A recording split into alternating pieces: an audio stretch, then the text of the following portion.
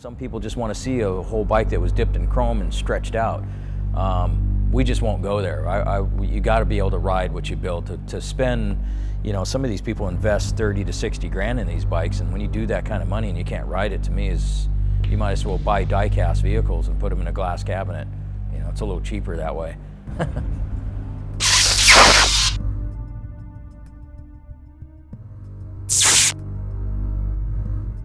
The original concept was based off of a photograph of exaggerated artwork of a MotoGP bike. Then we took that, mixed it with some of today's big fat tire street custom bikes, and also some real race-bred hardcore parts on that bike.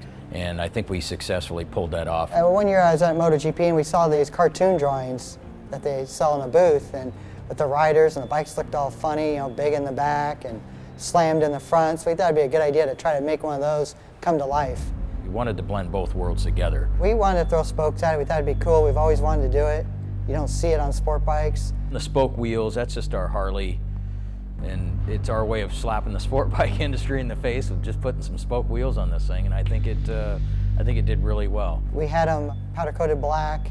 We did the spokes in the mag wheels pattern. We did those ones black, then did the cross ones, kept those stainless because we wanted to give the spokes kind of illusion of a mag wheel. You're going to start seeing a lot of people go that direction because it gets boring, and no offense to the forged wheel companies out there, but you've seen one, you start to see them all now. The spokes, you know, let's go back in time, they still look cool. You know, when it's done right, it looks cool. We got creative with the paint, let the parts stand out, not be drowned out with a bunch of chrome. Metal flake is, you know, been coming around for a while. That's been hitting the streets pretty hot and heavy. We took the actual race bike, the MotoGP paint scheme, and their street scheme and put it together. We've been metal flaking bikes since '02 to now, and it looks gaudy in some people's eyes, but I think you're gonna see a lot of metal flake coming. We kept the swing arm kind of on the short side. It's only a 4-inch over with a 240 tire. I have in that Power Commander 5 is a Graves full race map. A little aggressive for the street, but it sounds like a race bike going up and down the road. We get a little bit more creative. We boxed in a swing arm, made it look like a full superbike swing arm.